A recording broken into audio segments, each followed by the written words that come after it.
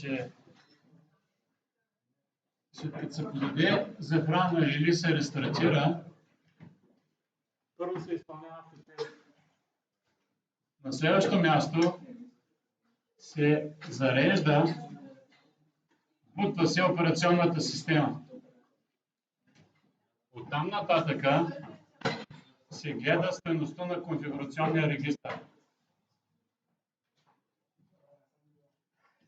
Конфигурационният регистър се гледа.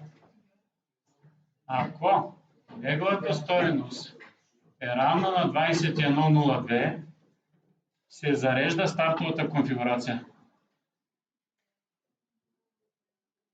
Ако неговата стойност е 2142,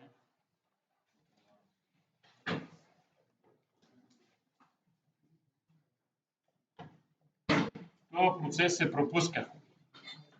Един вид, все едно, че рутера е какво? Все едно, че рутера е нов и непокъснат и няма стартова конфигурация.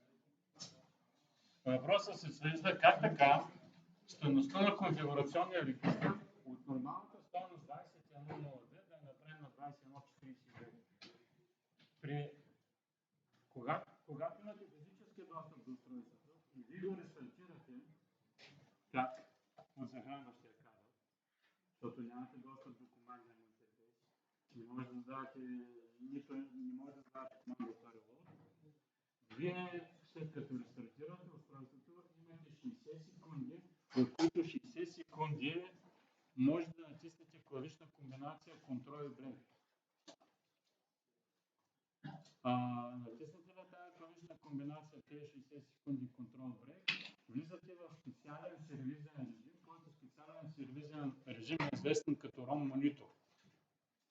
Там има команда, с която команда бихте могли този конфигурационен регистър да го направите на 2142.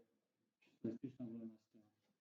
Направите ли го 2142, при следващото рестартиране на устройството, стартовата конфигурация няма да се зареди и ще излезе надписа With your live enter initial configuration dialog. Ако старата конфигурация не ви интересува, ви си правите новата конфигурация и най-накрая изпълнявате командата WR.